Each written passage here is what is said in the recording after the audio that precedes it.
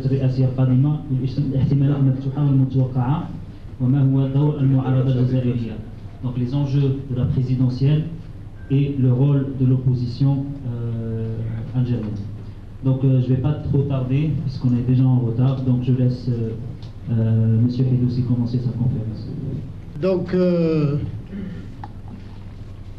cette conférence, en fin de compte, je ne voudrais pas rester longtemps dans la conférence, hein, parce que les enjeux de la prochaine présidentielle, bon, il n'y en a pas beaucoup et puis c'est pas intéressant. Ce qui est quand même important, je vais le souligner, c'est la situation actuelle, hein, comment elle se présente, et aussi qu'est-ce qu'on pourrait faire aujourd'hui, qu'est-ce qui se passe, qu'est-ce qu'on pourrait faire, c'est assez difficile.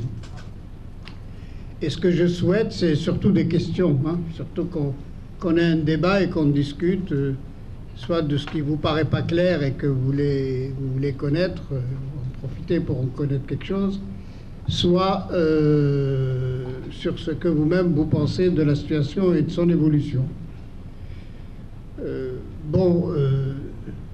vais commencer par dire que nous sommes une génération, enfin je le dis surtout aux jeunes, donc, qui a vécu des dates terribles. Hein. 1962, hein, c'est une date terrible, c'est un peu l'échec du début du FLN, hein, la sortie d'Oujda. Je les cite comme ça, 1967, hein, c'est le terrible séisme en Égypte, la fin du nationalisme arabe avec Nasser, surtout dans les têtes. On a mis très longtemps à nous en apercevoir en Algérie. 1992, pour nous, Algériens, 90, c'est quand même le début de la guerre civile et le début d'une demande de démocratie qui a échoué pour différentes raisons. Et 2010, c'est tout le monde arabe, aujourd'hui, qui absolument a la même maladie, une très grande négativité sociale, c'est-à-dire une société complètement rejetée par les pouvoirs qui n'existent pas, qu'on utilise, qui est là, et en même temps, une communauté vraiment malade, c'est-à-dire qu'elle est dans une situation où il y a trop d'échecs. Hein, on les cite, hein, on les a, la Syrie, hein, c'est quand même un exemple traumatisant pour le peuple arabe, ce qui se passe en Libye, ce qui se passe en Égypte, et nous avons ici vraiment la démonstration schématique de ce que peut faire un militaire dans un peuple de 80 millions d'habitants. Et puis la Tunisie, pour laquelle nous avons encore quand même un petit peu d'espoir. Nous voyons des gens qui essayent de réguler, de saisir, de ne pas tomber dans la violence, d'essayer de s'expliquer les uns et les autres et d'aboutir à des élections propres. La seule chose qu'on peut dire aujourd'hui, c'est que nous touchons du bois et nous essayons et nous prions pour que le peuple tunisien y arrive la semaine qui vient. Mais nous avons tous peur qu'il n'y arrive pas et ce serait vraiment la systématique de cette maladie arabe qui sera à ce moment-là généralisée et systématique. Qu'est-ce qui s'est passé pendant toute cette période? C'est que régulièrement, maintenant on peut en parler dans le monde arabe, mais évidemment en Algérie, depuis très longtemps, le pouvoir est devenu monopoliste, c'est-à-dire complètement réservé. Et l'autre mot que je voudrais souligner, c'est que c'est un pouvoir rentier. C'est-à-dire c'est un pouvoir qui vit de l'argent des autres. Hein. Il n'a pas de capacité de production, il n'a même pas de vocation à produire quoi que ce soit. Il a la vocation d'accumuler de l'argent. Hein, on est dans l'accumulation la plus pure, la plus négative. Et dans cette situation, pour pouvoir le faire, d'abord ce pouvoir est obligé de gérer le peuple sans dignité. Hein, il est obligé de faire de sorte que le peuple accepte qu'on lui vole ses réserves, sa production, sa capacité de réaliser, sa capacité de réfléchir, sa capacité d'inventer, sans réagir. Et donc, évidemment, de ne pas avoir de justice. On ne peut pas, dans cette situation, essayer de nous battre contre ce régime rentier. J'utilise ce mot exprès parce que on n'est plus dans les conflits comme on les appelait en Occident, entre les riches et les pauvres, entre les bourgeois et les pauvres. On est vraiment dans un conflit de rentiers. Ce sont des gens qui sont là, qui ont le droit de prendre l'argent qui ne leur appartient pas. Et ce pouvoir-là, bien sûr, n'a aucune capacité d'être accepté par les gens. C'est normal. Il s'autoproclame comme pouvoir. Hein. C'est un système dans lequel c'est le pouvoir qui décrit qu'il est pouvoir. Hein. Et on arrive en Algérie dans une situation, depuis une année presque, depuis la maladie du président, où c'est vraiment schématique. Hein. C'est même lorsqu'il n'existe pas, le pouvoir qui fait la scène d'exister, qui dit voilà, j'existe, je suis pouvoir, c'est ce qui légitime ma manière de faire. En fait, il joue cette scène-là et il la joue pour nous de façon autoritaire en disant c'est comme ça le pouvoir, c'est comme ça que ça se passe. Il s'autoproclame. Nous voyons des images terribles en Algérie, hein, de généraux qui se déplacent sur la scène en montrant, en disant on est là. Hein, je vous rappelle les scènes sinistres que vous avez suivies ces 2 ou 3 derniers mois, du président malade, du général. Je ne rentre pas dans les détails qui font évidemment très mal. Mais en même temps, il est obligé, il se pense obligé de déclarer qu'il s'appuie sur les valeurs occidentales, qu'il s'appuie sur les valeurs de démocratie. Donc, non seulement c'est le pouvoir anti-autoritaire, mais en même temps, il est obligé de nous dire « je suis démocratique ». Vous êtes obligé d'avoir une Assemblée nationale. Vous êtes obligé d'avoir des députés. Vous êtes obligé d'avoir des élections. Hein. Je le dis pour nous, hein, comme je le dis pour l'Égypte. Hein. Voilà. En plus, il se déclare aussi humaniste. Et il se déclare même ayant de la charité. Hein. Il s'occupe des pauvres. Il est humaniste, il s'occupe des pauvres, il s'occupe de la démocratie.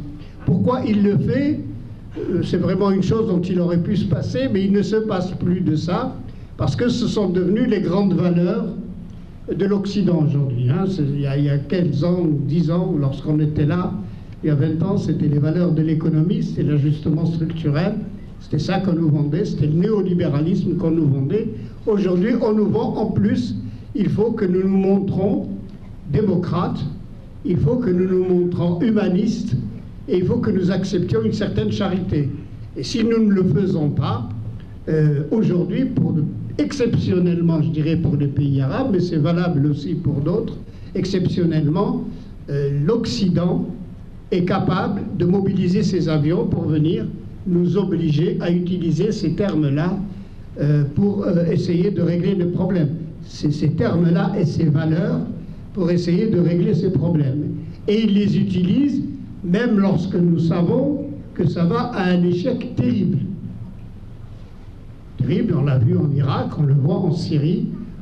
On est obligé d'utiliser ces terminologies, d'utiliser ces méthodes.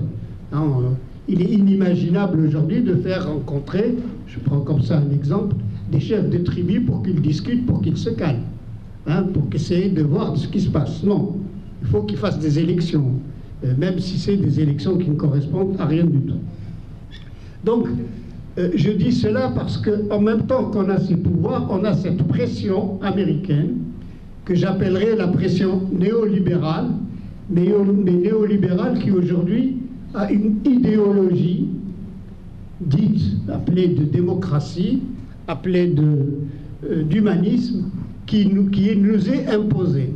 Et cette idéologie nous est imposée en tant qu'Arabes, pour 2 raisons. D'abord parce qu'on est des Arabes, je le souligne, hein, peut-être n'écoutez pas comme ça de cette manière, en réalité je suis chaoui. Hein. Mais en fait, je suis arabe, c'est eux qui le disent, et on est obligé de se définir par rapport à autrui, et eux, ils me définissent comme quelqu'un qui a des valeurs qui résistent à ça. Leur problème, c'est que quoi que je fasse, je suis musulman, et je résiste à ça. On le sait bien parce que les Arabes, ils ont une grande maladie, c'est d'avoir Israël au milieu de leur champ. Ayant Israël au milieu de leur champ, le problème des valeurs se pose évidemment de façon extrêmement sérieuse et importante. Nous résistons aux valeurs que veut nous vendre Israël et qui sont les valeurs qui posent les conditions de la paix pour le régime israélien. Donc on est dans cette situation dans laquelle nous savons quelle est la réponse. Si jamais nous arrivons à nous libérer, si nous arrivons à nous libérer, il faudrait que nous nous libérions en acceptant ces valeurs. Sinon, nous supportons aussi politiquement non seulement les risques internes de guerre civile, ce qui se passe dans beaucoup de pays arabes, mais les risques d'agression externe, parce que nous serons les barbares qui n'avons pas accepté ces valeurs. Et donc politiquement, nous nous trouvons bien dans cette situation aujourd'hui devant ces deux tensions. Une tension interne qui est la mort des gens si nous nous révoltons par exemple. Regardez ce qui se passe en Égypte, ce qui se passe à l'université du Caire, les gens meurent. Et une tension externe, c'est que l'étranger accepte bien ses pouvoirs rentiers, accepte bien la situation dans laquelle il se trouve, parce que ceci sert leur intérêt. Bien sûr, j'ai parlé de cette situation, mais aussi nos ressources ont énormément de valeur, et dans cette situation, nos ressources sont à la disposition de l'étranger, et vous savez qu'il est en crise financière énorme, et qu'il ne peut pas se passer de nos ressources pour conserver au moins les apparences d'un équilibre financier qu'il a et qu'il impose aujourd'hui par la guerre, mais d'abord par la guerre aux Arabes. Donc, voici notre situation. Quand on y pense politiquement, nous sommes dans cette situation, et quand on pense à s'en sortir, nous sommes dans cette situation.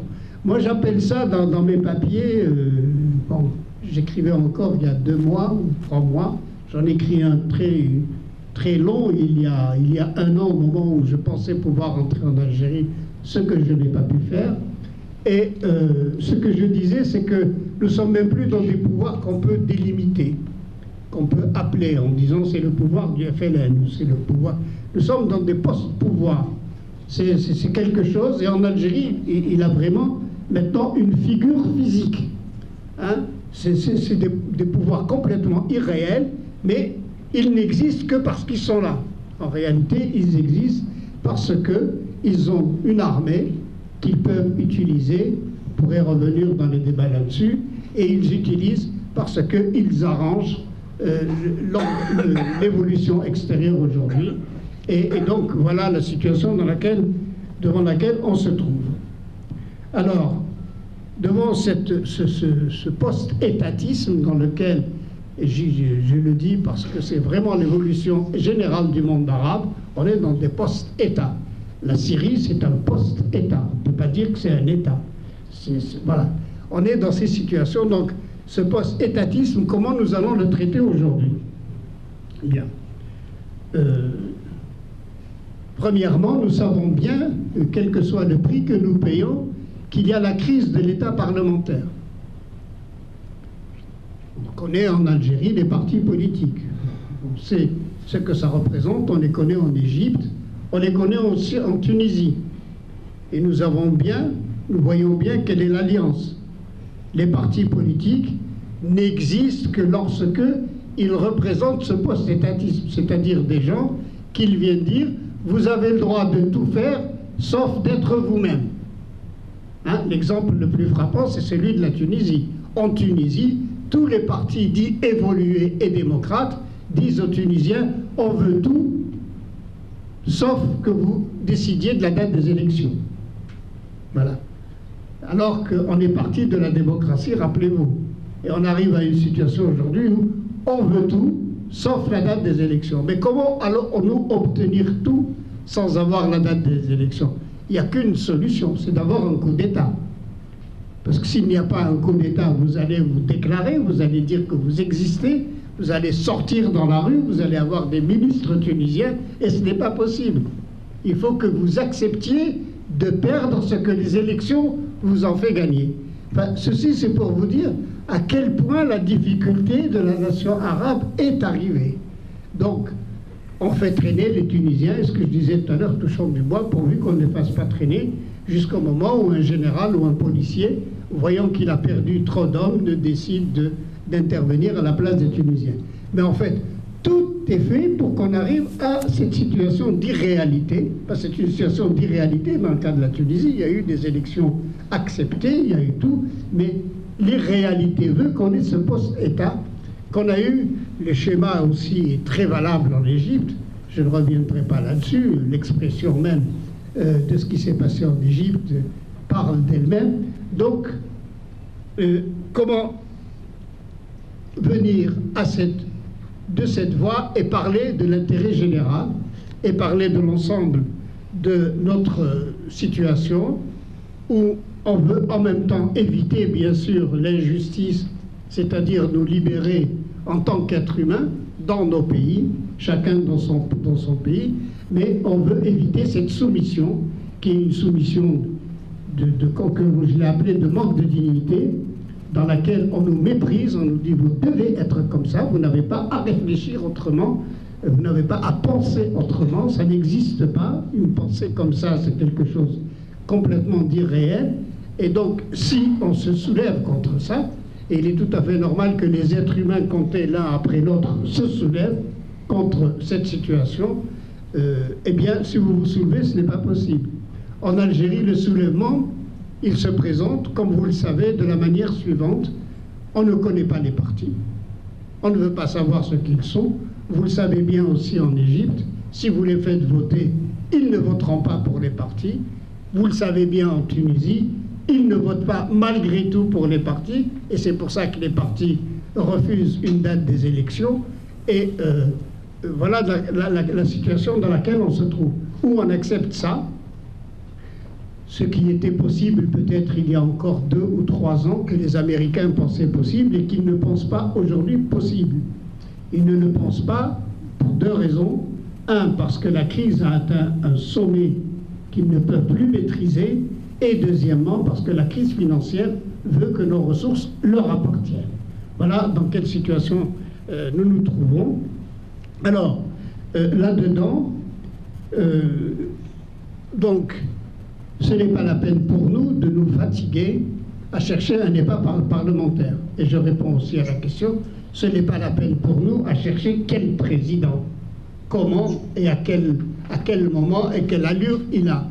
Le fait même qu'il ait une allure, qu'il ne dise pas clairement qu'il a une position qui consiste à se libérer de ses slogans, et on sait, je le sais, ce qui paye, je parle sérieusement, c'est très difficile pour lui de le dire, qu'il sorte de ce slogan. Il ne peut pas sortir de ce que pensent les Américains, ou le fait même qu'ils disent « je laisse les gens voter normalement », ce qui, on le sait tous, est impossible, malgré le fait qu'en Algérie on soit en paix, hein, on n'a pas fait de manifestation, mais malgré ces éléments, on sait très bien où vont aller les voix et de quelle manière elles vont se faire. Il y a bien sûr d'autres solutions, on pourrait revenir aux années 90, mais on n'en veut pas. On n'en veut pas. Hein? Dans les années 90, on avait bien dit, il faudrait 2 ou 3 ans comment on avait appelé ça, de période de transition. Il faudrait un peu plus de temps pour y arriver. On a dit non, vous vous arrêtez maintenant. Et c'est exactement, regardez ce qu'on a dit aux Égyptiens, et c'est exactement ce qu'on est en train de dire aux Tunisiens. Votre gouvernement, il faut qu'il s'arrête demain matin. Bon, alors, donc, dans ces situations-là, le peuple arabe, c'est le peuple arabe qui maintenant est questionné. C'est ça à ce que je veux revenir. On n'a plus en fait d'État. D'abord, il faut construire des États. Je ne suis pas rentré dans le détail, mais on pourra rentrer dans le détail, que ce soit dans le phénomène économique, dans le phénomène social, partout. Nous n'avons plus d'État, nous n'avons plus d'appareils d'État. On n'a plus les appareils simples des services publics, les appareils simples de la fiscalité. Tout ça ne fonctionne pas, puisque malgré tout, en plus, dans notre cas, il y a l'argent qui arrive du pétrole, mais dans un autre cas, l'argent va arriver des États-Unis, comme en Égypte. En Tunisie, il n'arrive pas. On verra le jour où il arrive, d'où il viendra. En tous les cas, la question ne se pose pas là. On n'a même pas besoin de cet État pour produire, pour fournir de la fiscalité, pour faire travailler les gens. On n'en a pas besoin, pourvu qu'il reste comme ça. Donc ce que je veux en venir, et c'est un peu ma conclusion, c'est que je ne pense plus que le phénomène soit un phénomène de parti, ni de dirigeants. Le phénomène est un phénomène de peuple arabe. Si les peuples arabes arrivent à résister d'une manière ou d'une autre, et je le dis d'une manière pacifique, ils ne demandent rien, ils demandent la paix, ils demandent à ce que pacifiquement on les laisse tranquilles. Si les gens arrivent d'une manière positive à se mobiliser en tant que peuple en disant « ça, on n'en veut pas », ils peuvent le faire dans la souffrance, hein. Je parlais d'Université du Caire, ils peuvent le faire dans la difficulté comme en Tunisie, mais l'essentiel, si le peuple le dit, c'est peut-être la solution qui fera quand même réfléchir. Nous savons que tout de même, malgré toute leur force, le néolibéralisme tel qu'il existe ne peut pas résister quand un peuple lui dit non. Nous le savons aussi d'expérience en Algérie, parce que si on avait le peuple avec nous, on aurait imposé la transition. Mais d'une manière ou d'une autre, on l'attendait. En Tunisie, on l'attend, mais on va empêcher les gens de finir cette transition. Donc, il n'y a qu'une manière de se mobiliser du peuple qui consiste à trouver la solution. Et là, nous nous retrouvons dans un schéma que je vous dis clairement, c'est ce que je pense. On se retrouve dans le schéma du Vietnam. Rappelez-vous du Vietnam en 1973-74.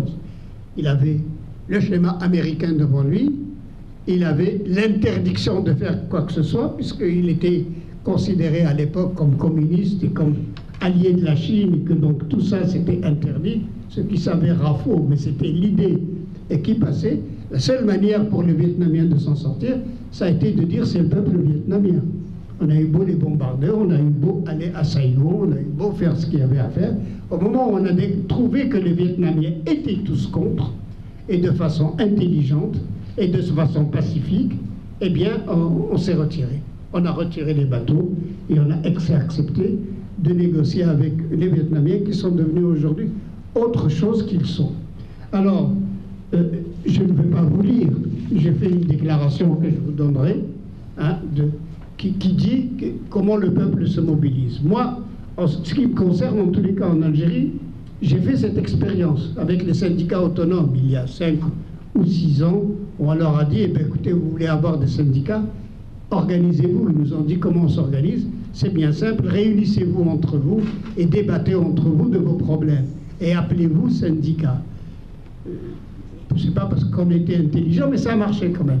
Hein, on a maintenant 400 000 personnes qui font partie des syndicats autonomes, et on reconnaît qu'il existe des syndicats autonomes, on reconnaît même qu'ils font des grèves qui deviennent efficaces. Et je pense qu'en Algérie, maintenant je parle de l'Algérie, on est arrivé à ce point, dans chaque quartier, on n'est pas nombreux, on est une vingtaine ou une trentaine, dans chaque quartier on doit se réunir, et dans chaque quartier on doit discuter des problèmes réels tels qu'on les discute aujourd'hui, des gens, et comment les gens doivent se réunir, non pas pour vivre l'avenir, non pas pour construire des théories, non pas pour faire de l'idéologie, mais pour parler de leurs problèmes concrets. Ils ont des problèmes concrets. Les équipements n'existent pas en Algérie. Partout, il y a des problèmes d'équipement. Il y a la santé, il y a l'eau, il y a les déchets. Ne serait-ce que ça, je prends les questions simples. Eh bien, ne serait-ce que ça, c'est un lieu de formation de politique. C'est un lieu qui sera reconnu. Bon, bien sûr, je ne pose pas la question si même ce lieu n'est pas reconnu. Mais je pense que dans la situation actuelle, il est quand même difficile d'interdire à des gens qui se réunissent en association, qui ensuite peuvent agrandir leur situation, qui se réunissent sur des problèmes réels, de le faire. Ceci a 2 avantages. Le premier avantage, c'est qu'enfin, on n'a pas de parti politique qui parle dans le vide. On va parler un langage qui vient du peuple. Et tant qu'on a oublié ça, hein, donc le FLN, je reviens là-dessus sur les côtés positifs d'avant, tant que le FLN a oublié son côté populaire, eh bien, il est devenu ce que vous savez qu'il est devenu. Donc, on revient au côté populaire, on revient à la réunion des gens. Ça, je crois que c'est une condition importante. La deuxième condition importante, c'est quand même de faire l'expérience de nos échecs, de pourquoi nous avons échoué. Et là, je reviens en Tunisie. Une des raisons qui montre nos échecs, c'est qu'on l'a fait tout seul. Et je le reconnais, on l'a fait tout seul. Chacun, il l'a fait selon sa propre pensée, sa propre idéologie. Je crois qu'on aime ou qu'on n'aime pas, nous avons aujourd'hui besoin de collaborer les uns avec les autres. Bien sûr, personne ne voudra collaborer avec ce qui ne peut pas, c'est difficile, mais il faut au moins collaborer avec ceux qui pensent dans la conduite des réalités tous les jours, dans la politique de tous les jours, la même chose. Nous ne sommes pas obligés de regarder nos drapeaux, ni d'où on vient, ni si on est de gauche ou si on n'est pas. L'essentiel pour nous, c'est de collaborer pendant cette période les uns avec les autres. Comme on dit simplement, sans une unité qu'on montre de toutes ces associations, et une unité qui soit réelle, qui montre vraiment la collaboration entre les gens, eh bien on n'avancera pas. Voilà, je vous remercie.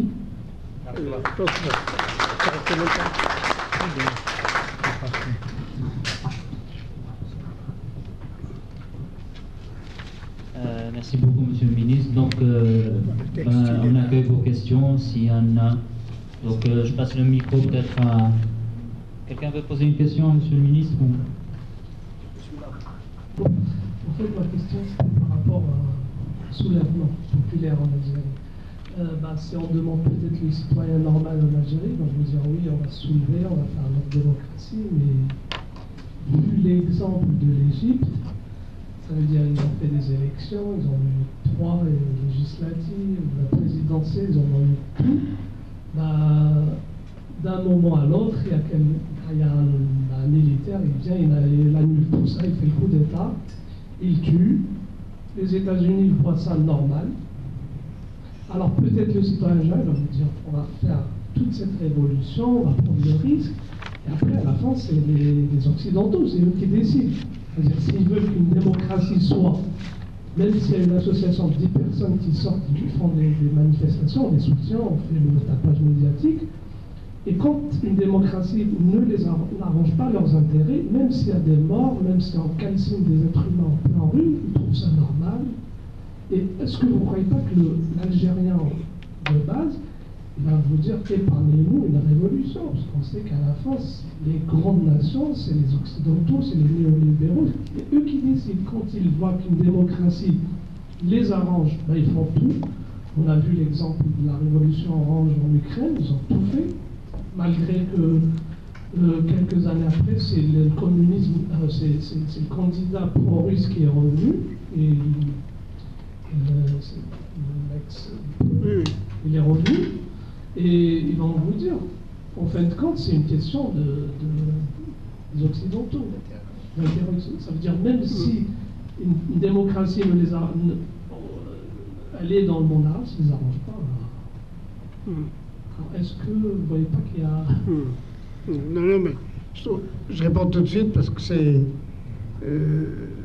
un peu dans ma proposition. Je n'ai pas parlé de soulèvement populaire. Non, il faut que ce soit clair. C'est très important. Je n'ai pas parlé d'action violente. Non plus. Non, mais je dis... Mais non, ce sont des conditions. Peut-être que vous n'avez pas posé la question, mais pour ces deux questions, c'est clair. J'ai parlé de réunion des gens sur leurs problèmes réels. Les gens se réunissent sur les problèmes réels qu'ils rencontrent dans leur quartier. Là, vous avez des réponses claires. Ou bien l'État interdit la réunion.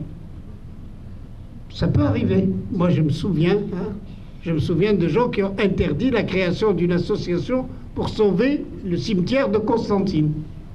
Donc, ils ont considéré que c'était une action politique dangereuse que de rendre propre le cimetière de Constantine. C'est vrai, et le commissaire l'avait interdite à l'époque, et le chef du parti à l'époque. Bon.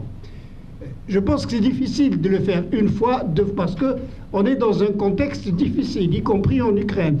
On est dans un contexte quand même où Internet est facile à montrer, où les réunions de quartier sont faciles à montrer. C'est difficile de faire rentrer l'armée dans ces conditions. Bien sûr, si on arrive et on fait une manifestation dans la rue des Douches immédiatement, il y a le schéma que vous dites, l'intervention de l'armée.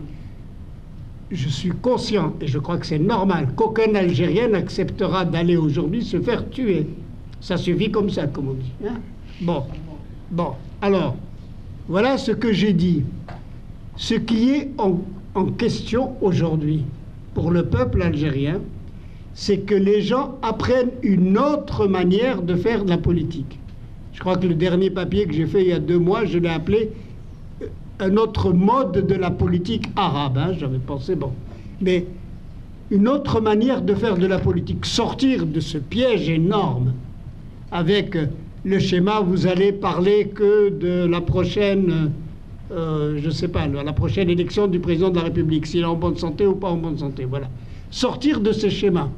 Vous allez parler de ce député, s'il est bon ou s'il n'est pas bon. Sortir de ce schéma et parler des questions politiques entre les gens. Il est très... Voilà, ce qu'il faut faire, c'est cette pratique. Si nous avons cette pratique, nous sommes mobilisés. Je dois dire aussi que je suis conscient, mais ça, on peut avoir une autre discussion très longue, de la singularité de la politique. La politique, c'est pas tous les jours qu'on la fait. C'est pas tous les jours qu'on mobilise les gens, c'est pas tous les jours qu'on meurt. Il y a des moments où on fait de la politique. Le plus grave aujourd'hui, c'est que si on fait de la politique, on est complètement assommé et abruti. On n'a même pas l'idée d'y penser. Les seules choses auxquelles on pense, c'est quels sont les produits qu'on va acheter la semaine prochaine et si on a l'argent pour les acheter. Bon. Donc, c'est déjà faire de la politique. Et je pense que c'est difficile, hein, aujourd'hui, vraiment. C'est possible que vous avez raison, mais c'est très difficile aujourd'hui de faire de la politique comme ça. Parce que qui est sorti dans les manifestations et comment ? Ce sont quand même les partis qui sont sortis dans les manifestations. Ce sont quand même des gens dont l'objectif était d'arriver à une position électorale. Et ça, je pense, voilà, une autre manière de faire de la politique, c'est de sortir de cette politique qu'on fait pour aboutir à un résultat. Bon, je peux le dire pour moi, je suis vieux maintenant, je suis malade, ça va. Bon, mais je le dis aussi pour les jeunes, c'est important. On ne fait pas de la politique pour arriver à un résultat. On fait de la politique pour penser quelque chose et agir sur cette chose-là. Il faut penser ce qui se passe en Algérie. Eh bien, puisqu'on nous interdit de penser la politique, la libération de l'Algérie, si elle est de gauche ou de droite, au moins on pense nos quartiers. Voilà un peu ce que je voulais dire. Je ne sais pas si je vous éclaire, mais et je pense que c'est difficile en tous les cas. C'est difficile d'attaquer les gens comme ça. Je prends l'exemple de la France, parce que je suis ici malheureusement depuis plusieurs années.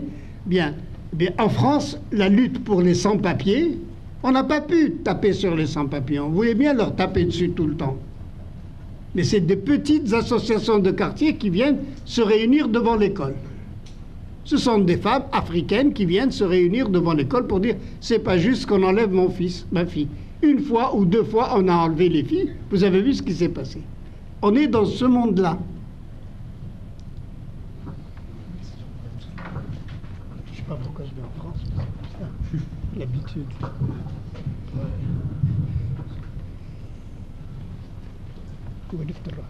Donc ma question, c'est par rapport au dernier point que vous avez soulevé, sur la collaboration entre partenaires indépendamment des tendances politiques. Donc, ma question, c'est comment ceci est possible alors que le citoyen, quand il va aux urnes, il vote pour un parti, et donc pour son programme et son idéologie. C'est-à-dire, à quoi sert le vote si celui-ci, ou le parti qui est élu, finalement, en fonction de son programme, ne peut pas le présenter et ne peut pas le mettre en pratique. Donc, comment faire marcher ce que vous proposez alors que le schéma impose qu'il y ait un gagnant et un perdant qui reconnaît le fait qu'il a perdu les élections.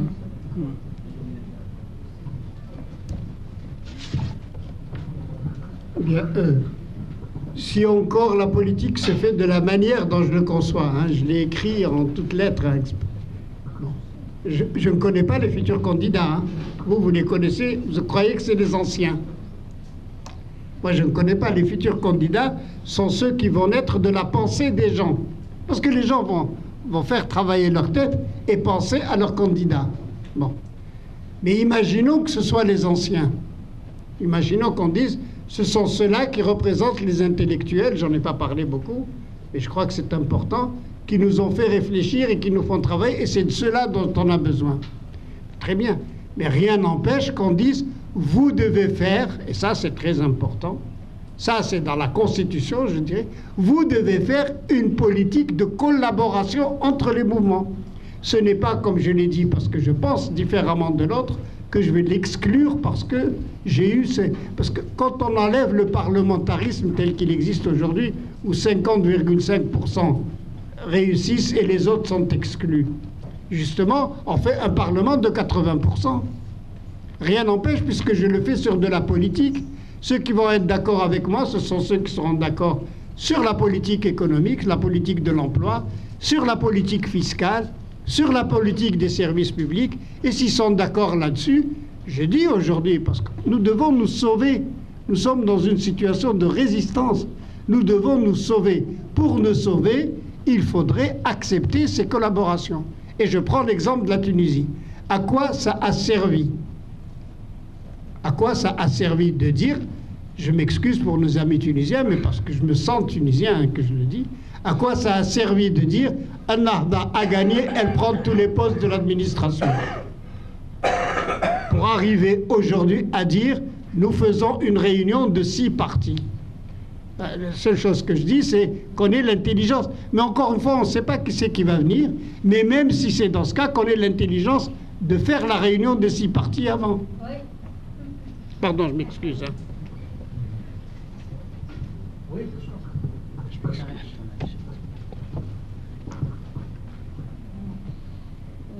Voilà, moi j'ai exposé un petit peu ce que je pense par rapport à ce que vous avez dit. Donc, le fond, on est en train de parler de démocratie. Un peu, installer un petit peu la démocratie en Algérie et plus largement dans le monde arabe. Or, réaliser ce rêve dans le monde arabe, c'est un peu difficile, même si, comme vous dites, il faut tisser les liens à la base et essayer donc de faire de façon à ce que ça vienne de la base par le fait d'être organisé, par le fait d'échanger, par le fait de parler des problèmes de tout le monde, etc. C'est un peu, je dirais, c'est un peu difficile, ce qui n'empêche pas de lutter, comme vous dites, ce qui n'empêche pas de travailler comme des fourmis. Actuellement, on voit bien que les peuples arabes se battent pour justement cette démocratie, pour au minimum la liberté. La démocratie, elle n'existe nulle part, à part peut-être en Norvège. Mais je dirais plutôt une certaine liberté.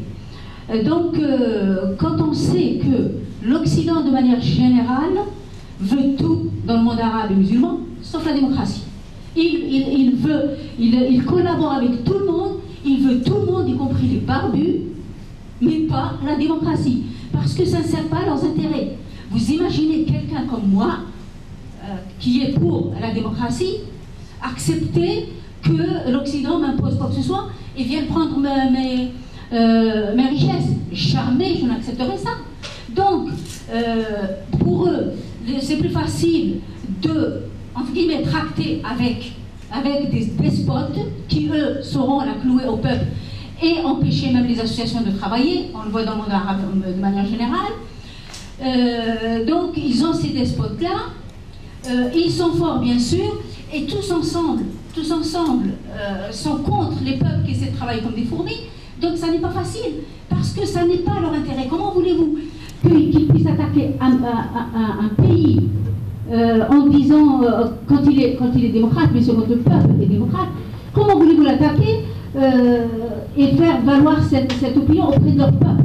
Parce que eux, quand ils attaquent un pays, vous l'avez remarqué tous, ils disent, on attaque Saddam Hussein, on attaque Kadhafi, ils disent jamais le pays. Alors qu'en fait, ils attaquent le peuple et ils bombardent le peuple, même quand le peuple veut tel ou tel président, même s'il est mauvais ou pas.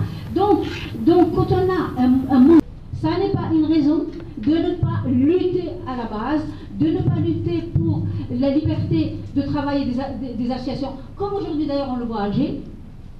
il y a des associations qui veulent plus de liberté, etc. Ça n'empêche pas, mais ça n'est pas facile et il faut dénoncer avec force l'Occident qui ne veut pas la démocratie dans le monde arabe et musulman, tout en disant qu'il cherche cela. Voilà. Est-ce que je peux poser une question? Oui, je suis d'accord avec vous. Hein, je dis que même c'est une utopie. Mais imaginez que demain on ait un pouvoir militaire ou n'importe qui, ou même des révolutions internes qui font que dans nos quartiers on ne puisse même plus vivre. Ça peut arriver. Parce que les gens seront à un point où je serais heureux qu'il y ait des associations dans le quartier. Ne serait-ce que pour ça. Mais je sais que c'est une utopie. C'est toi. Oui, c'est possible. Je voulais vous poser une question, M. Hedossi. Tout d'abord, je tiens à vous remercier d'avoir répondu présent à votre félicitations. Ma question, c'est plutôt autour du troisième thème qu'on avait, ou troisième point qu'on avait choisi pour cette conférence, même si vous ne préférez pas. Là, vous m'entendez mieux? Oui. Ouais. Donc, même si vous ne préférez pas aller aborder la question des présidentielles d'une manière classique, ce qui est tout à fait compréhensible, c'est le rôle de l'opposition algérienne. Ce qui m'importe le plus, c'est ça. J'ai l'impression qu'on est un petit peu, ou même beaucoup, piégé, doublement, voire triplement piégé par l'Occident, par nos régimes, et par le risque qu'un changement ou une provocation de changement nous conduit directement vers une guerre civile ou une situation de violence. Comme c'est le cas en Libye et le cas en Syrie. Je pense qu'un opposant ou un Algérien patriote ne peut pas espérer de telles situations pour son pays. Donc, il y a des présidentielles qui s'annoncent le mois d'avril. Même si Bouteflika sera reconduit, un autre candidat va le remplacer, on est bien d'accord que le régime va rester parce que rien ne fait ou ne le pousse à sa sortie. Comment imaginez-vous le rôle de l'opposition algérienne ou des opposants algériens qui s'opposent fidèlement et honnêtement à ce régime? J'ai l'impression, par exemple, pour mon mouvement dont je suis membre, le mouvement Rachid, quand on cherche, par exemple, des partenaires dans l'opposition algérienne, on n'en trouve pas.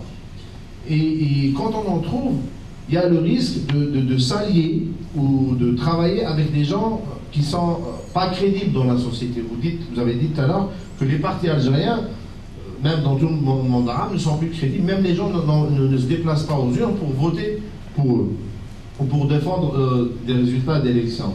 Donc comment vous imaginez une opposition algérienne à ce régime en dehors du schéma classique imposé à la société algérienne, qui est le régime politique avec sa façade civile et militaire, et les partis qui sont communément imposés. Les partis sultan, parce que même les partis d'opposition, ou ceux qui sont admis dans l'opposition, sont choisis. Il y a des gens qui ont voulu, vous allez là, qui ont voulu se constituer dans l'opposition avec des partis politiques, en qui on ne leur a pas donné l'autorisation d'exercer leurs droits civiques en Algérie. Donc comment vous imaginez une opposition en dehors du schéma classique à qui on lui impose des élections présidentielles, des élections législatives, des communales? Question subsidiaire. Aidez-nous à mieux identifier les forces en présence. Dans le micro. Les véritables.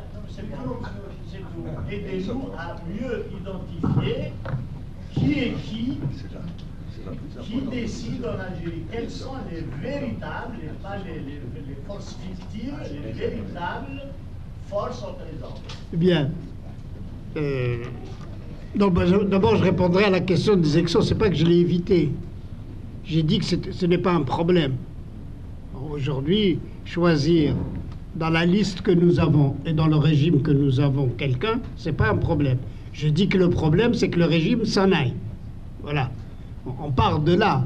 S'il y a à prendre une position en tant que mouvement politique pour dire, voilà, le régime s'en va, voilà ce que j'en pense, oui, je suis pour une déclaration. Mais si le régime ne s'en va pas, je conseille à n'importe quel mouvement, qu'il soit politique ou pas, à n'importe quel mouvement aujourd'hui social en Algérie de ne pas parler de cette situation. Je lui conseille de parler comme j'ai parlé moi, et j'ai laissé un papier écrit. Hein. Bon, je voulais que je le lise, je le lis, mais c'est un papier écrit personnel qui dit ce que j'ai dit ici en résumé. Bon, maintenant pour revenir à ce que j'ai dit en résumé. La question est, aidez-nous à trouver les forces. Et pourquoi je vous aide à trouver les forces? Pour vous, allez vous présenter au nom de ces forces pour être élu à l'Assemblée qu'a décidé ce régime. Donc, il faut penser autrement.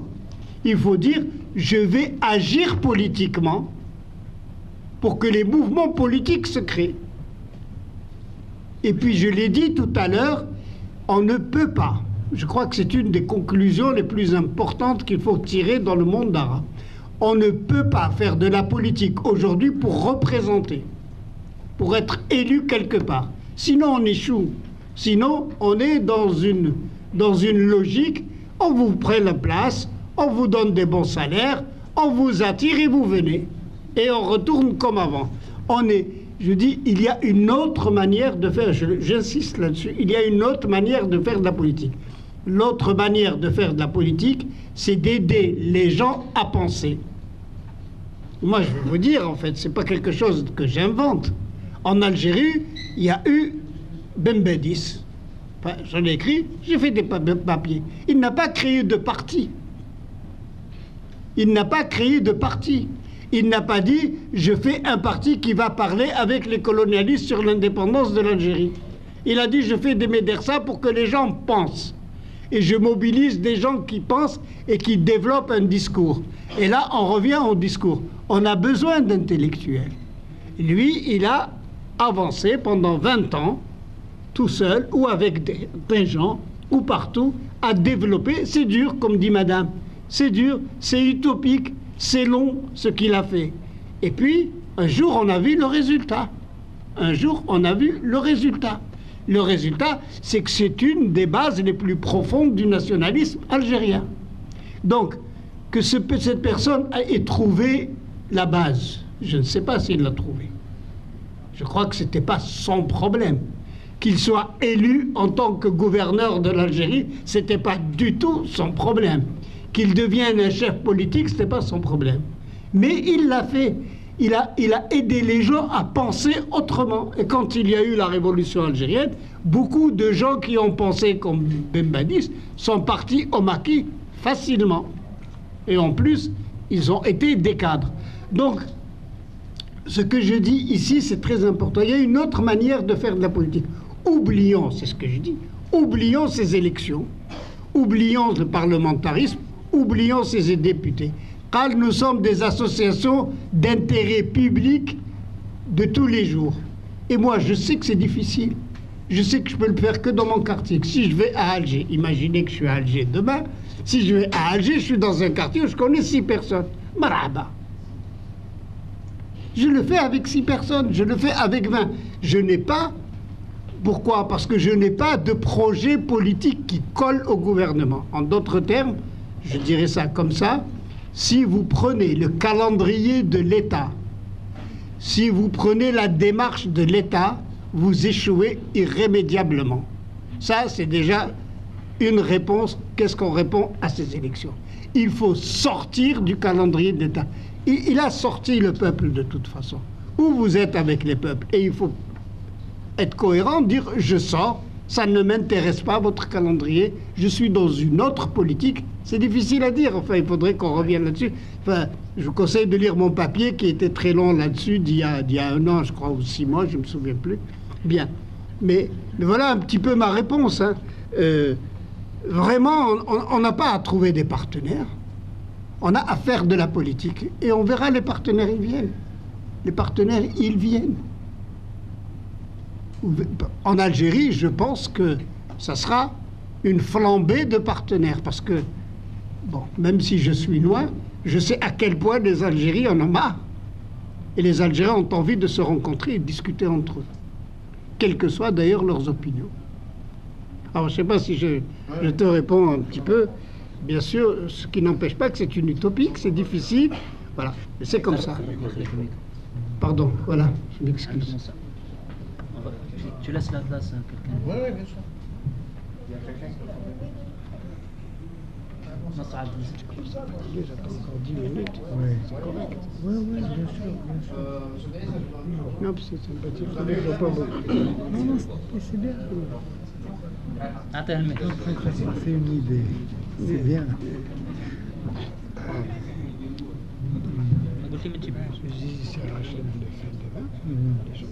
Oui. Moi, je le ferme pas. Il ne peut pas y avoir d'action politique, c'est-à-dire dans la ville, sans transparence. Nous avons besoin de savoir où nous mettons les pieds, qui est qui fait quoi. Cela ne veut pas dire que identifier les forces, ça ne veut pas dire qu'on a envie de s'y joindre. Non, on a envie de savoir où mettre les pieds.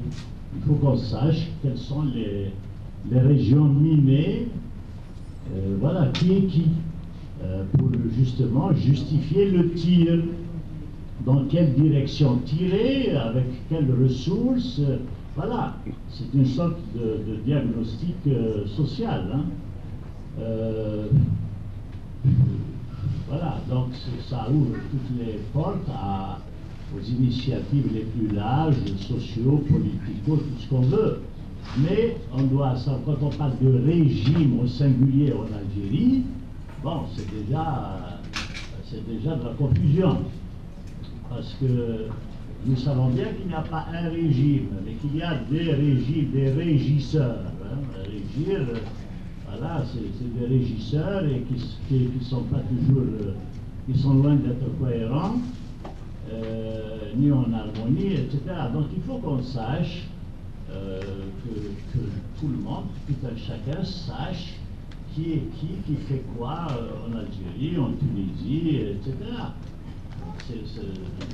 L'action sera d'autant plus efficace. Voilà, merci. Transparence.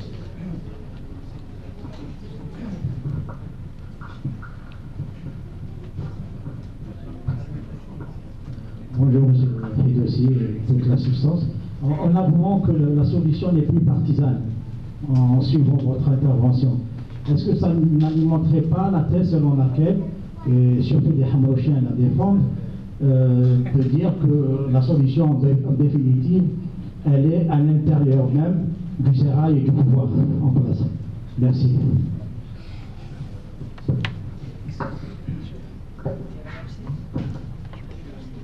Moi, j'ai quitté Alger depuis longtemps. Je ne sais pas si les Hamaouchiens parlent comme ça. Mais s'ils venaient à parler comme ça, c'est faux.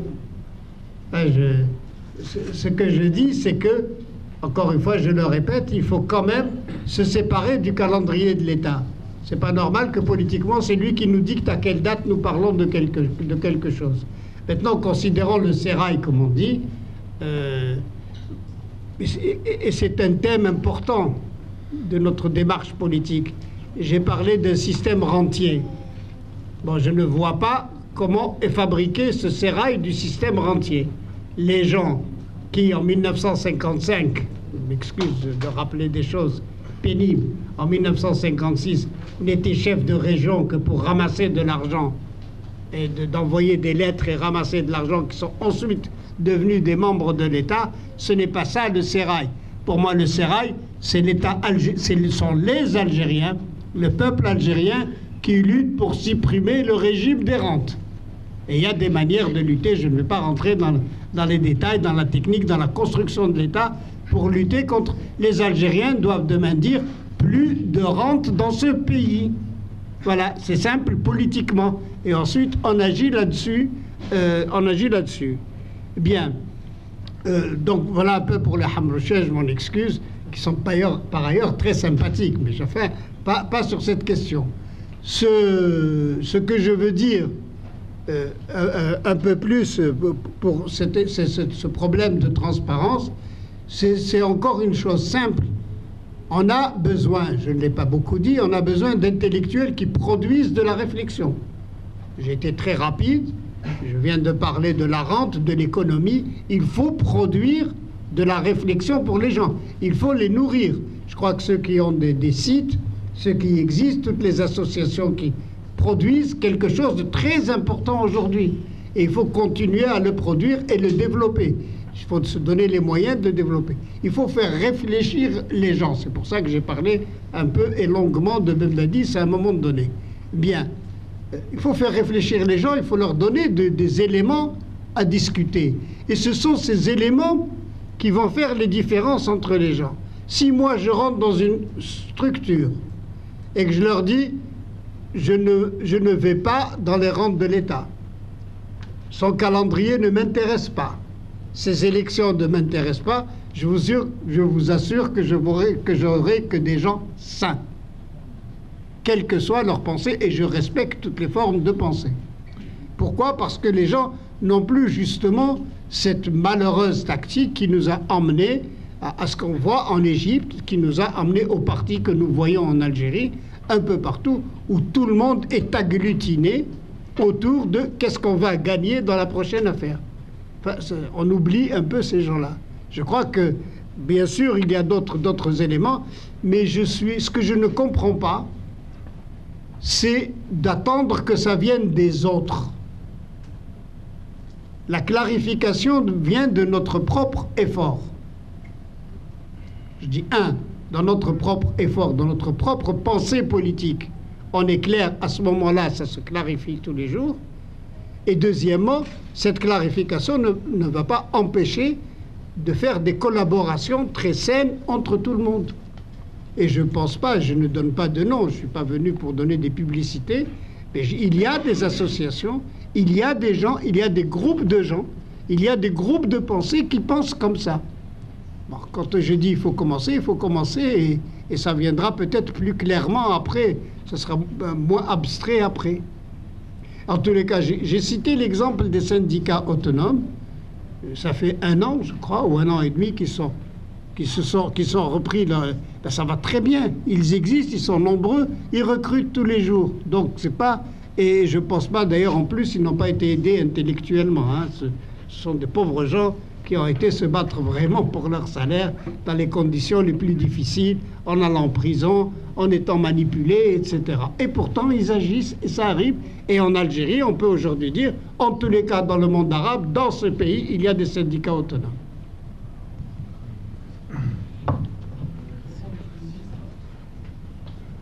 Je ne vais pas être méchant avec eux.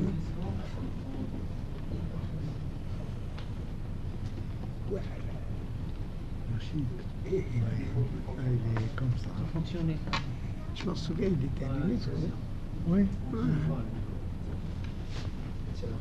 Allô? Allô? Il n'a pas appuyé sur un truc?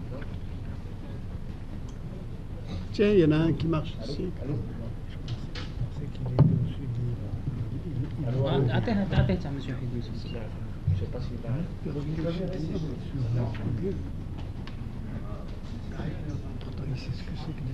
Bonjour Monsieur le ministre, bonjour tout le monde.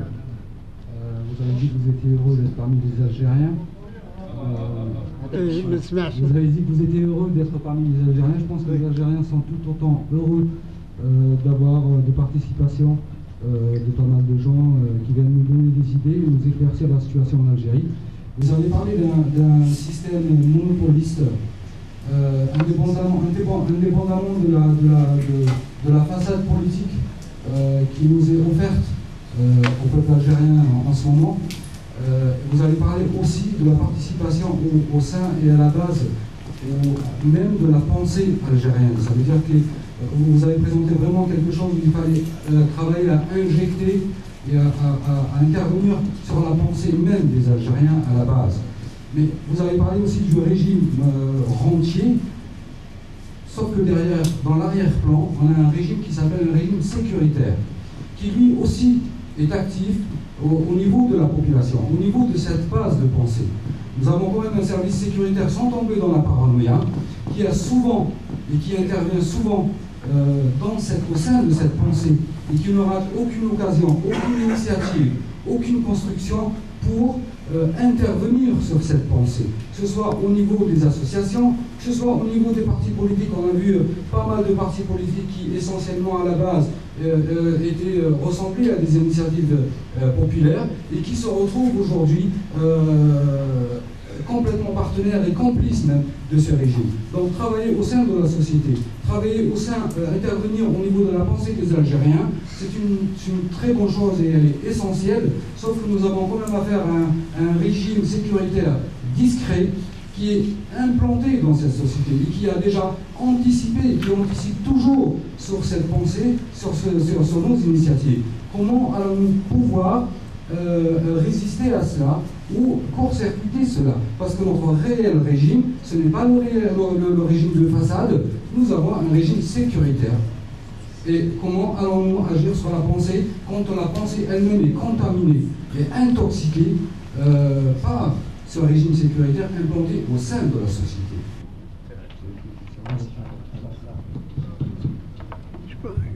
Il y a une question là. Oui, tiens. Yes. Tu veux prendre la réponse? Si c'est en continuation. Oui, c'est la même chose. Ça marche. Et justement, c'est en continuation à ce qui vient d'être dit, parce que... Oui, c'est en continuation avec ce qui vient d'être dit, parce qu'en fait, le schéma que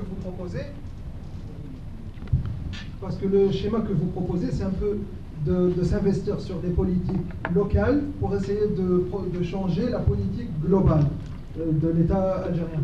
Mais justement, l'outil que vous donnez, qui est la pensée, il n'est pas facilement injectable dans la société, parce qu'à chaque fois qu'il y a une pensée, automatiquement il y a une contre-pensée. C'est-à-dire, moi je peux proposer l'anarcho-syndicalisme à la Chomsky, il y a au tournant le football et les feuilletons pour les femmes qui m'attendent. C'est très difficile. Comment est-ce qu'il y a des outils, des mécanismes pour pouvoir mettre votre proposition en application?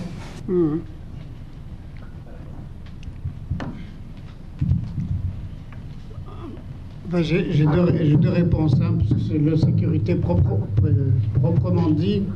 Il y a une hypothèse que je fais, elle est peut-être fausse. L'hypothèse que je fais, c'est que les Algériens sont intelligents, les gens, quel que soit leur niveau d'éducation. Hein. Et voilà. Bon. Et ça, je dis, il faut nourrir un petit peu cette réalité. Il ne peut pas être intelligent et l'exprimer s'il ne font rien, s'il ne s'occupe que de la télévision. Ça, c'est une réalité difficile, très difficile. C'est pour ça que je suis d'accord pour dire qu'elle est utopique avec madame. Mais, bon, évidemment, si ça c'est faux, si ce n'est pas le peuple qui fait, ben, personne ne fait. Bon, ça, c'est une hypothèse que je fais. Bon, elle vaut ce qu'elle vaut. Là-dessus, si les gens ne se réunissent pas, encore une fois, et ne pensent pas, ne se mettent pas à faire l'effort de le penser, ils ne s'en sortiront pas. Ils seront comme des enfants. Hein. Ils accepteront les choses exactement comme un petit enfant mal élevé qui fera ce qu'il verra de plus facile. Maintenant, pour le sécuritaire, je réponds, le sécuritaire, il peut tout. On peut dire qu'il peut tout. D'abord, il ne peut pas tout quand on construit un État. Ça, j'en suis persuadé parce que je l'ai vécu. Il s'affaiblit forcément quand on construit un État. Bien sûr, il peut sortir avec des chars. Quand il ne peut plus, il sort les chars. Mais il ne sort pas les agents. Les agents, ils sont complètement affaiblis. Quand on met en place des règles et quand on met en place des lois, quand on met un État en place. En attendant, ce que vous dites, en attendant malheureusement, c'est que ce sécuritaire, il est là. En attendant qu'on arrive à penser une action, il est là. Bon. C'est difficile quand même pour eux d'agir. Comme vous dites, ils sont là, ils vont créer leur propre... Moi, je connais l'Algérie. Si vous créez dans votre quartier une association pour vous occuper de l'eau, ils créeront l'association qui s'occupe de l'eau. Très bien. Tout de suite. Mais ça fait partie de la bagarre. Hein. Je parlais du syndicat autonome. Ça fait partie de la bagarre. Ce qu'ils ne peuvent pas faire, c'est d'arrêter tout le monde pour n'importe quoi. Ça, c'est une chose. Une deuxième chose, je crois que, et je l'ai vu ces 2 derniers mois, je le dis entre parenthèses, les gens se sont fait une grande question en regardant que 3 colonels sont partis. Ou 4, ou 6, ah pardon. Bon, ou 6 ou 7 sont partis, ils se sont dit, tiens, c'est le bonheur. Ce n'est pas vrai. Ce n'est pas vrai pour 2 raisons.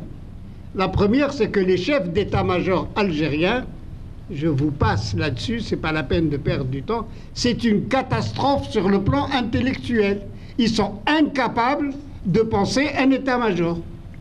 quand en 1988, ils ont eu affaire à un soulèvement populaire, d'une manière ou d'une autre, la seule manière qu'ils l'ont pensé, hein, ça a été de diviser, de ramener des chars, de ramener des gens de je ne sais pas où, du sud, etc., et de mettre 10 000 hommes sur Alger. Voilà le sécuritaire. À quoi il a servi? Il a servi à rien du tout. Il a servi à rien du tout quand les lycéens sont sortis d'Alger. La seule chose qui a servi, c'est 10 000 chars qui sont arrivés et le chef de la sécurité nationale qui appelait au téléphone pour dire « Toi, tu bouges de champ de manœuvre pour aller à UCND et toi, tu bouges. » Ce n'est pas sérieux. Croyez pas que c'est sérieux. C'est pas sérieux du tout. Ces deux généraux qui sont partis, ils sont remplacés par d'autres généraux dont le coefficient intellectuel certainement n'est pas supérieur. Et je vous ajoute que ces gens-là ont été remplacés parce qu'ils ont fait des bêtises au sud. Parce qu'ils ont été incapables de coordonner une action au moment où des gens armés sont rentrés au sud. Que les étrangers se sont vexés de voir que nos services ne sont pas sérieux et on leur a dit, voyez, on a réformé la chose. On n'a rien réformé. Si d'autres gens, et Dieu nous en sépare, rentrent en Algérie, il y aura une nouvelle réforme d'autres généraux. Mais je veux dire deux choses. Un, c'est important, mais il ne faut pas quand même considérer que d'abord ça ramène quelque chose quand ils changent de gens. Et deuxièmement, il ne faut pas considérer, et je souris parce qu'il y a un ancien officier qui est ici, que ce sont des gens très intelligents. Je m'en excuse. Je vous remercie pour tout ce que vous dites. Simplement, moi, je viens de rentrer d'Alger hier. Pendant 2 décennies, bon, soit je n'y allais pas pendant 5 ans, soit j'y allais pour 1 semaine, 2 semaines au maximum. Pour la première fois, j'ai passé 2 mois. Qu'est-ce qui m'a frappé le plus? Personne ne vous parle d'industrialisation. L'Algérie est devenue, le port d'Alger est devenu la plus grande ferme de l'Algérie. Des conteneurs, le système de rente, c'est vrai, à un moment donné, effectivement, on s'est mis à la privatisation, on a donné des sociétés Onaco au dinar symbolique, c'est devenu, c'est vital, c'est effectivement très vital au dinar symbolique. On a désossé les sociétés nationales et on les a offertes. Ce qui fait qu'aujourd'hui, il n'y a plus de production. On importe. L'Algérie, alhamdoulilah, nous avons Hassan Soud, Hassan Ahmed, nous avons du gaz et du chaud. Nous exportons le gaz et nous importons. Vous ne pouvez pas circuler ni à Alger, ni à Oran, ni dans aucune ville, ni Constantine. Alors, j'ai été voir Tizi Ouzou. Il est impossible de circuler à Tizi Ouzou. Toute la Kabylie est obligée de passer par Tizi Ouzou. Ensuite, un plan de circulation impossible. Vous arrivez par l'est, il faut aller jusque de l'autre côté de Tizi Ouzou à l'ouest pour revenir et retourner. Pourquoi? Parce qu'il faut obliger tous les gens à passer par le centre-ville pour que les commerçants puissent vendre leurs camelotes. Et c'est la même chose partout. Le nombre de véhicules qu'il y a, alhamdoulilah, c'est vrai, Rabat a le monopole, il a le monopole, et les banques, c'est porte ouverte, il peut prendre tous les crédits qu'il veut et rembourser. Ça, c'est un acte de fait. Ce qui fait qu'aujourd'hui, on a enlevé les sociétés nationales et l'Algérie est devenue le monopole de certains privés qui en fait font quoi? Ils gèrent l'argent de ces gens-là. Ils gèrent l'argent des patrons des services de sécurité. Aujourd'hui, on ne produit Gallic Renault J, Gallic Volkswagen J, Gallic la Fiat, la première Fiat. À ce jour, nous n'avons rien vu. On a désossé. Aucune politique industrielle. On peut faire tout ce qu'on veut dire du mal de l'islam, de l'époque de Boumtien ou la Haïwana, mais quand même, il y avait une planification. Aujourd'hui, aucune stratégie. La seule chose, les gens, il y a, je ne sais pas, 15, 20, 30 universités, qu'est-ce qu'elles produisent? J'ai eu à réviser quelques thèses de doctorat. Des gens qui exercent dans les universités algériennes. Quand j'ai repris ces thèses, je ne les considère pas de bonnes dissertations de terminale. Mais qu'est-ce que c'est une bibliographie? Mais ils ne connaissent rien. Et ensuite, ils disent doctorat avec mention, sauf que, effectivement, les universités françaises écrivent, ils ne peuvent pas enseigner dans les universités françaises. Et c'est ça le système d'enseignement indien. L'université est complètement à revoir. Le système d'enseignement est complètement à revoir. Le système se reproduit.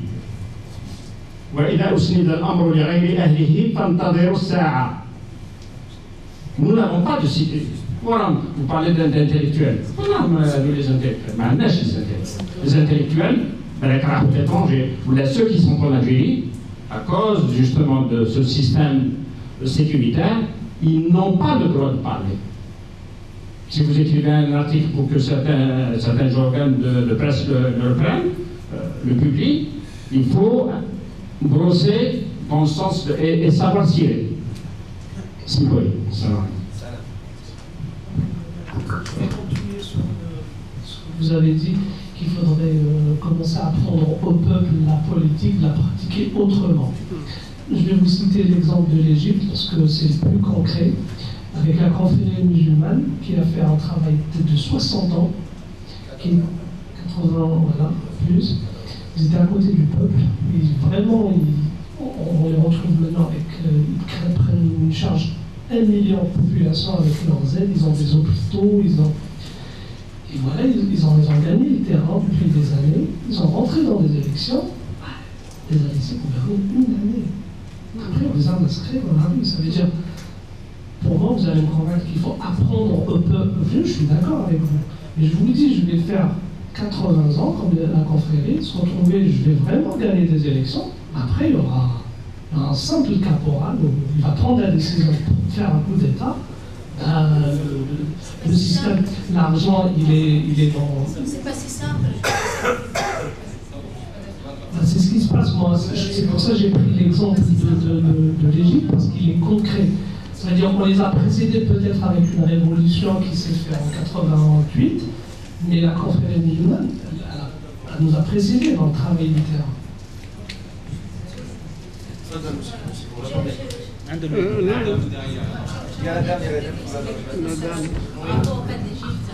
Moi, je pense que c'est quand même beaucoup plus compliqué que ça.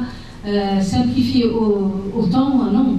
Le cas de l'Égypte, peut-être qu'ils ont travaillé pendant 80 ans, mais c'est pas une raison aussi que quand ils arrivent au pouvoir, ils font ce qu'ils veulent sans tenir compte des autres. Ils sont arrivés par la démocratie, ils respectent la démocratie. D'un autre côté, c'est vrai qu'il y a eu les militaires qui ont arrêté, genre, excuse, mais je veux dire, ils ont arrêté, ils ont déchu les autres, ce qui n'est pas vraiment bien, ils auraient pu trouver peut-être une autre solution, mais ils ne l'ont fait que parce qu'il y avait 50% aussi de l'autre côté qui s'est révolté. Et il s'est révolté aux yeux du monde, on a vu qu'il pouvait arriver à la guerre civile. Donc c'était vraiment très compliqué parce que c'était pratiquement 50-50.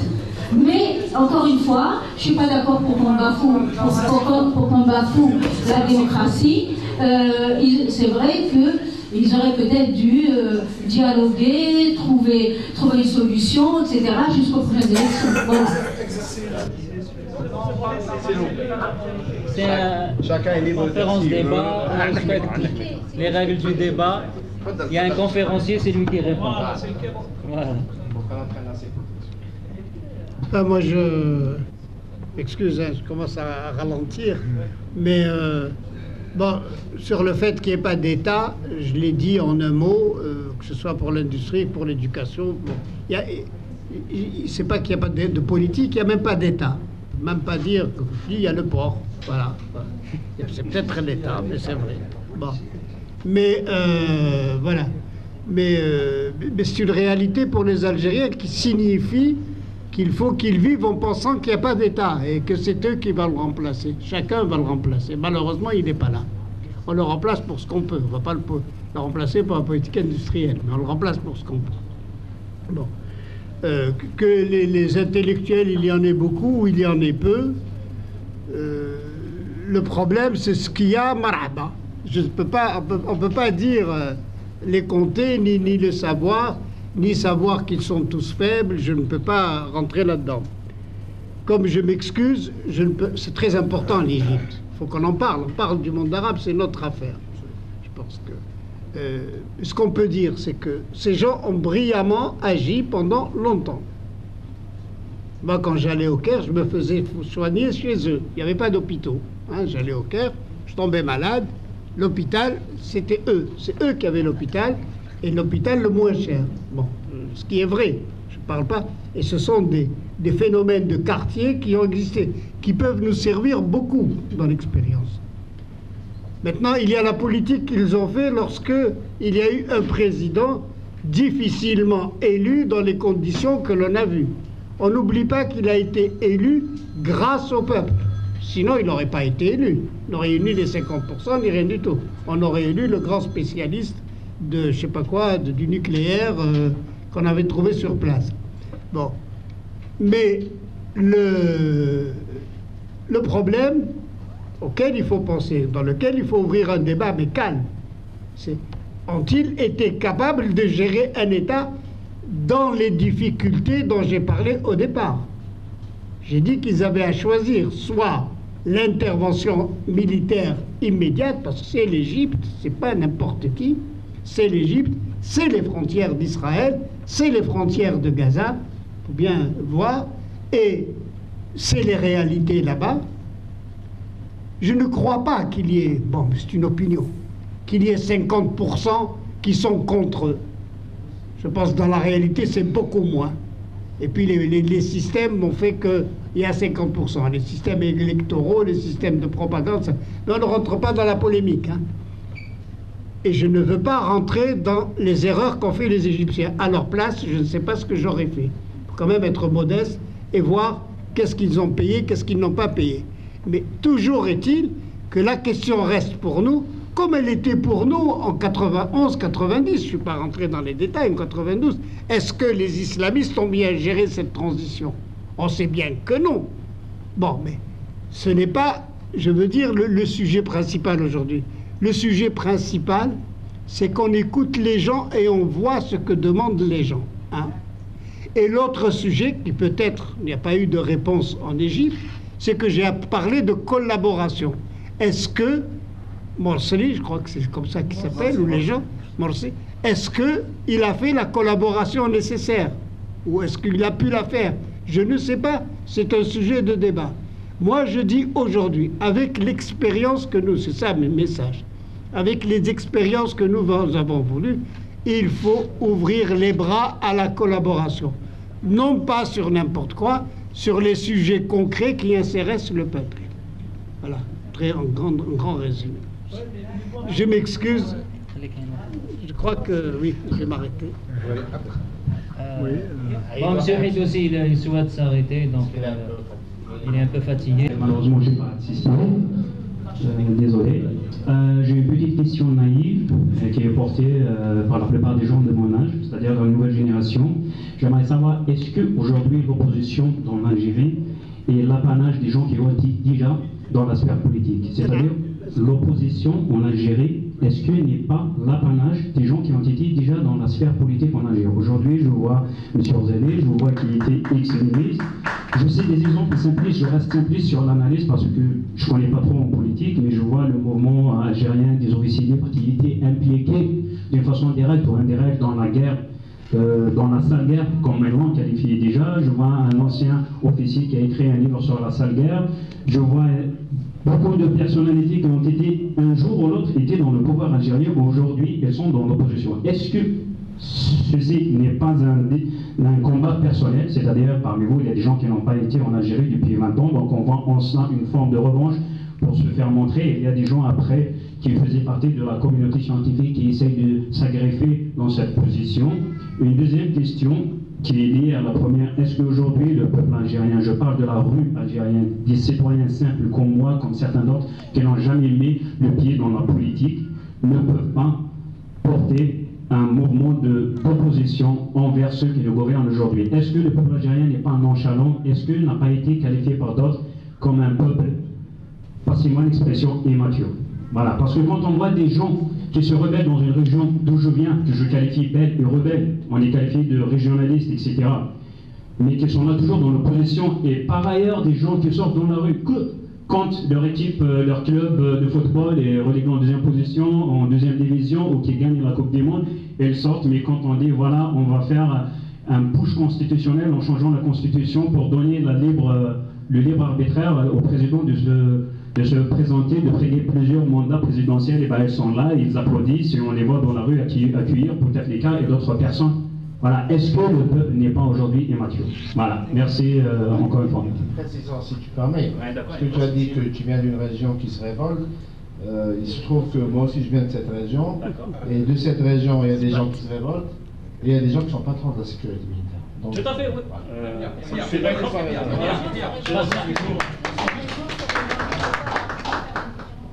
Excusez-moi, je vais compléter sa question. Je vous prie de m'excuser. Merci beaucoup de l'avoir posée. Et ma question que j'aimerais, enfin la réponse que j'aimerais avoir, c'est est-ce que 92 n'était pas une conséquence? 92, est-ce que le problème, on essaie de traiter à chaque fois le problème algérien. Est-ce que ce système tel qu'il est, on a toujours entendu dire qu'il est protégé du petit jusqu'au grand algérien. Ils te disent que l'adage populaire, à savoir c'est français les mazalat hakim. Tout le monde dit ça. Est-ce que véritablement, si demain, quand Bouteflika était là la dernière fois, on a dit que ça y est, on lui a préparé une feuille de route et il repart. On attend qu'il repart, qu'il revient en Algérie pour réajuster à sa manière la feuille de route. Est-ce que nous battons contre des marionnettes ou est-ce que les marionnettistes ils sont ailleurs? Et dans ce cas, il faut complètement, je dis bien complètement, parce que si on revient un peu en arrière, je parle sur des documents bien documentés, bien étudiés, aussi bien du côté français que du côté algérien. Jusqu'à maintenant, moi, mes tantes me disent bon, bah, il n'y a jamais rien. Est-ce que cette indépendance confisquée dans tout le peuple jusqu'à maintenant, on parle, on sait que nous sommes des toutous par rapport aux Européens. On n'a pas notre véritable dignité d'être humain parce que tout simplement nous sommes algériens et nous nous disons fiers et libres. De quelle liberté on parle? Et quand est-ce qu'on va s'attaquer véritablement? C'est-à-dire que tout le monde sait que la France a la même mise sur l'Algérie et de l'autre côté réajustée par les États-Unis. Vous étiez ministre, bon, il y a aussi, c'est votre problème que l'histoire vous jugera et aussi le peuple algérien parce qu'il en a le droit. Mais maintenant, à ce jour-là, dites-nous, est-ce que vous le savez? Vous ne voulez pas en parler directement parce que c'est tellement risqué ici? Ou est-ce que vous continuez à nous déchanter en clair? Le système, c'est pas moi, ça ne m'intéresse pas de m'attaquer encore aux marionnettes parce que vous l'avez dit tout à l'heure, il changerait des personnes. Et le système, il est là. Finalement, le système, il est créé. Donc moi, j'aimerais savoir, vous, véritablement, ce que vous pensez parce que c'est fini les mensonges. S'il vous plaît, excusez-moi. C'est bon.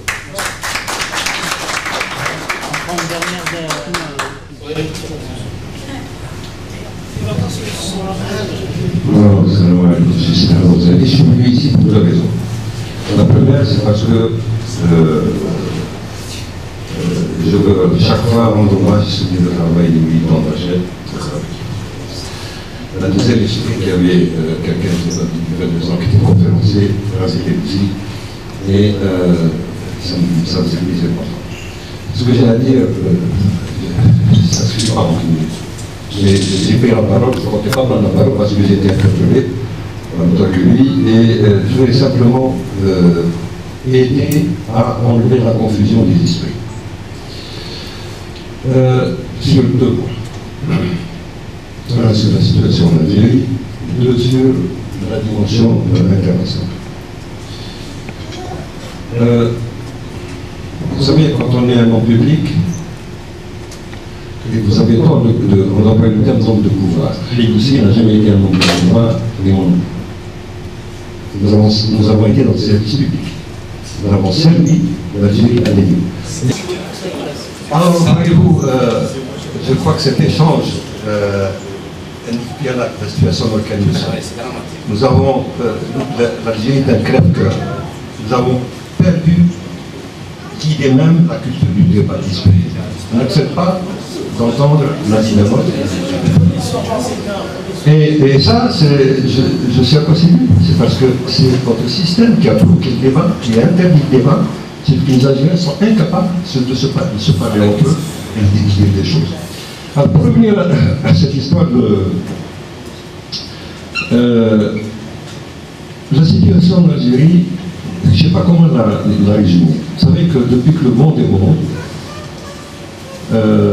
l'être humain a toujours prospéré à partir d'une richesse qu'il crée. Ça, c'est depuis que l'être humain existe. Et en Algérie, la situation actuelle, on n'a pas besoin d'être un expert en économie pour constater que l'Algérie vit à partir d'une richesse qu'elle n'a pas créée. Et c'est peut-être le seul pays au monde qui vit avec une richesse qu'il n'a pas créée. Le pétrole, nous ne l'avons pas créé. Nous l'avons exploité. Nous ne l'avons pas créé. 80% des ressources du budget de l'État viennent du pétrole. Et ça, on n'assistera jamais à ça, ne peut pas durer indéfiniment. Regardez les pays ici où vous vivez, en France, aux États-Unis, ils créent de la richesse aux États-Unis. Ça manque de la richesse, les Espagnols créent de la richesse. Et malgré ça, ils ont des difficultés à joindre les bouts. Alors que ça, c'est l'Algérie. Donc, notre système va tomber de lui-même parce qu'il se met dans une situation impossible. On ne peut pas faire vivre une société à partir d'une richesse qu'elle ne crée pas. La deuxième chose, je ne veux pas dénier la réalité populaire de ce qu'on a appelé le Qatar. Absolument pas. Il y a une source populaire, certainement, en Tunisie, en Égypte, en Syrie, etc. Mais nous devons garder à l'esprit la dimension internationale. En d'autres termes, notre destin, malheureusement, n'est pas entre nous. Et les peuples arabes sont pris en otage, en quelque sorte, entre des pouvoirs despotiques locaux et les puissances occidentales et à la tête des États-Unis d'Amérique. Et vous allez voir que ce qui se passe actuellement, que les islamistes ne savent pas gouverner. On agit pour amener les islamistes au pouvoir, on agit pour qu'ils échouent, et ceci en connivence entre les pouvoirs locaux et la puissance occidentale. Les États-Unis sont en train de chercher, vous savez, le colonialisme, il fut un temps où c'était normalement accepté, et l'opinion mondiale a évolué considérablement, ce qui fait qu'à un moment donné, on n'accepte plus le colonialisme, et le colonialisme est tombé. Mais il fallait trouver un moyen de le remplacer. On a inventé le néocolonialisme. Et même le néocolonialisme, au bout d'un certain temps, eh bien, les opinions mondiales n'acceptaient plus ça. Alors est venu Obama qui a promis de créer des rapports nouveaux entre les États-Unis de manière générale et à se faire à l'Union musulmane. Ça a suscité pas mal d'espoir, c'est beaucoup de gens, je suis sûr, sur la plupart d'entre nous.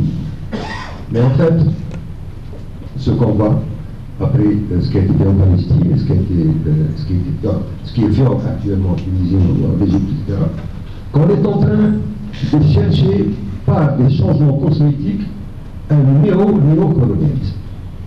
Et c'est ça le but. Avec la complaisance de... Alors, la solution c'est le peuple. Je suis absolument d'accord, bien sûr. Mais est-ce que le peuple a son destin entre mains? Ce n'est pas le cas. Je me rappelle Boudiaf avant d'être assassiné. Ses dernières paroles, je ne sais pas si vous vous souvenez, il avait dit Charles maintenant, Charles maintenant. Bon, il parlait à l'époque des interventions extérieures, l'Arabie saoudite qui soutenait le terrorisme. Il a dit oui, c'est vrai, mais Charles maintenant, Charles maintenant. Donc c'est à nous, effectivement, comme le dit Lucie, qui revient. Mais il ne faut pas se faire des illusions, notre destin n'est pas entièrement prévu. Voilà. Il va clôturer. Non, il est fatigué. Il est fatigué. Avait dit en 52, En 52, il avait dit, je paraphrase une parole, si ce n'est pas la possession de l'arme nucléaire qui assurera la pérennité d'Israël, mais c'est la destruction de l'Égypte, de l'Irak et de la Syrie. Et le plan Igalanon en 82 nous redonne encore une division du monde arabe, et c'est celle-là qui guide le monde aujourd'hui. Oui, il y avait des événements tragiques. En principe, pour les Algériens qui sont ici, quand vous étiez ministre, et vous connaissez très très bien les rouages du système. Vous connaissez très très bien les rouages du ministère. Et nous, on voulait, à la rigueur, un préambule, c'est le système, comment ça fonctionne, comment on peut arriver au présidentiel, etc. Malheureusement, on avait des généralités. Je pense que c'est des généralités uniquement. La question qui se pose, il y avait des événements tragiques. Il y avait des assauts sur des places publiques. Moi, je parle en tant que connaisseur. J'étais au tribunal de Suisse. Quel assaut, quelle place publique? C'est en 91. D'accord. Oui, les assauts de 80, les places publiques. Alors moi, j'étais en Suisse avec le général Nazar, au procès de Nazar. C'est un procès. On était au parquet et on a posé la question. Qui a donné l'ordre pour tirer sur les gens qui étaient sur les places, les 3 places? Alors le général Nazar, il a dit, c'est M. Hamroch avec tous ses ministres. Alors maintenant, ça fait plus de 23 ans qu'on a connu ces événements tragiques, on aimerait bien avoir la vérité. Est-ce que, en tant que membre de ce gouvernement, est-ce que vous connaissez votre responsabilité en tant que membre de ce gouvernement, ou bien le général, il dit le contraire? Ça, c'est la première question. La deuxième question, l'Algérie a connu, si je ne me trompe pas, 33 gouvernements depuis l'indépendance, ou bien plus. Et tous les ministres sortent, après ils reviennent, avec un grand chapeau. Et ils attendent toujours là. Et on n'a jamais connu un ministre, ou bien un premier ministre, qui critiquait ce pouvoir. Ils attendent toujours, comment dire, le dernier saut, pour sauter. Et maintenant, on vient ici pour nous apprendre la politique, la pensée, etc. Est-ce qu'il n'y a pas une reconnaissance pour les générations, toutes les générations gâchis? On a des générations qui sont gâchis. Moi, je suis gâchis, je suis un gâchis qui vit ici, qui vit en exil. Est-ce qu'il n'y a pas une reconnaissance? Est-ce qu'il n'y a pas une reconnaissance de ces ministres qui sont en train de nous, comment dire, apprendre la politique? Et je vous remercie infiniment. Bon, c'est la dernière intervention, donc je laisse M. Hidossi de répondre et de clôturer. Bon, j'essaie de clôturer assez lentement. Je vais répondre à la dernière question, hein, parce qu'il n'y a aucun problème. Qui a fait quoi? Qui a décidé de tirer sur les gens? Il n'y a que 2 personnes de mon point de vue. Hein. Là, c'est Khaled Nazar et l'autre, c'est Chedli Bejdid, la Ghalib Met. Ça ne peut pas être quelqu'un d'autre qui donne l'ordre de tirer. C'est comme ça, et je ne pense pas qu'il le nie. Est-ce que le gouvernement était dans le coup? Le gouvernement a démissionné, je ne sais plus quel jour, le 2 ou le 3, au moment où il risquait d'y avoir un mort. Et je peux vous dire, c'est mon témoignage personnel. J'ai démissionné personnellement et j'ai poussé le chef du gouvernement, qui a été assez naïf, à démissionner immédiatement. Et j'ai dit textuellement, je ne veux pas être dans un gouvernement où il y aura un mort. Je peux vous dire qu'entre 89, mais on peut prendre le temps, et 91, il n'y a pas eu un mort dû à ce gouvernement. Maintenant, on peut en parler longtemps. Alors, pour l'exil, bon, tout le monde est en exil. Bon, ça, c'est pas... Bon, je reviens aux questions des amis de tout à l'heure. L'opposition ancien et nouveau, je crois que c'est une mauvaise question. Ce sont les gens qui sont capables d'apporter quelque chose dont nous avons besoin pour réfléchir. Nous avons besoin de l'expérience des gens. Malheureusement, souvent, l'expérience est celle des gens âgés. Ça ne veut pas dire que ce ne sont pas les jeunes qui guident le pays. C'est tout à fait normal que les jeunes guident, prennent en charge, disent qu'on prend en charge. C'est tout à fait normal. Eh bien, aujourd'hui, j'en pense que les jeunes aillent prendre et décider, dire c'est nous qui guidons les organisations de jeunes. Et on verra s'ils seront éliminés ou pas. Bon.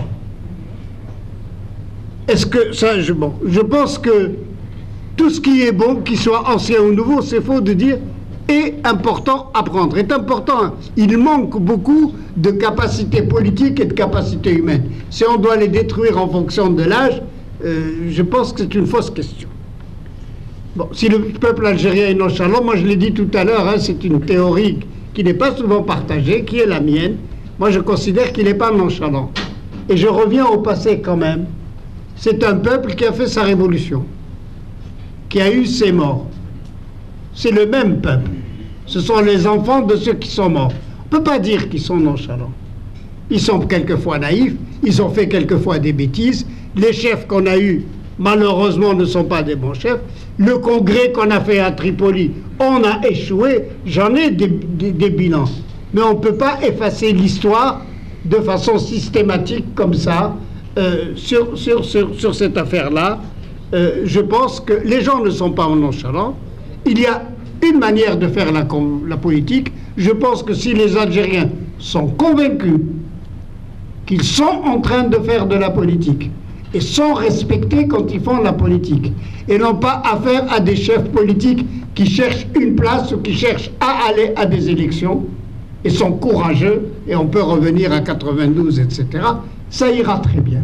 Mais sinon, ça n'ira pas très bien. Et je vais vous dire, je reviens à 92, mais c'est la dernière fois. Une des raisons de l'échec de 92, c'est quand même la décision d'aller vite dans la grève contre Hamrouche, parce qu'on a calculé qu'on allait perdre des voix. Voilà ce que ça fait lorsqu'on fait de la politique en pensant à quelque chose. Bon. Et je ferme la parenthèse là-dessus. Maintenant, où sont les marionnettistes? Ils sont dedans ou ils sont dehors? D'abord, je voudrais dire quelque chose. Je suis tout à fait d'accord à ce que disait Orzeli tout à l'heure sur l'international. Je voudrais ajouter une chose. C'est facile de dire que ça dépend des étrangers, c'est eux qui ont fait, c'est eux les chefs, etc. C'est facile, mais on ne bouge pas. Nos affaires sont nos affaires. L'international, et je l'ai dit clairement, peut nous attaquer avec ses avions, je n'ai pas dit le contraire, j'ai été au maximum, mais ce sont nos affaires. Si l'étranger nous attaque avec des avions, c'est parce que nous avons fait une mauvaise politique qui lui a ouvert la porte pour nous attaquer avec des avions, c'est assez clair, ça se pose comme ça. Et j'ai voulu rentrer en Algérie à l'époque parce que j'avais peur qu'on prenne des décisions qui vont pousser les étrangers à intervenir chez nous. Et je l'ai dit, je crois, en pleine conférence de presse à l'époque. Bon. Donc, dans tous les cas de figure, et quelle que soit l'horreur de ce qu'on nous a fait à l'extérieur, il faut connaître nos ennemis. On ne peut pas vivre sans connaître des ennemis. Moi, je suis souvent horrifié de savoir qu'on ne sait pas très bien quels sont nos ennemis. Et que souvent, on aime nos ennemis. Ça m'horrifie. Nos ennemis, ce sont nos ennemis. Mais attention, ceux qui ne sont pas nos ennemis sont vraiment nos amis. Arrêtons de leur taper dessus également. Ça, je crois que c'est une chose qui est importante. Voilà à peu près les mots que je voulais dire là-dessus pour terminer cette discussion en tous les cas. Je suis très content, on pourrait la reprendre quand je serai plus en forme, on pourrait en discuter à différents moments et je vous remercie.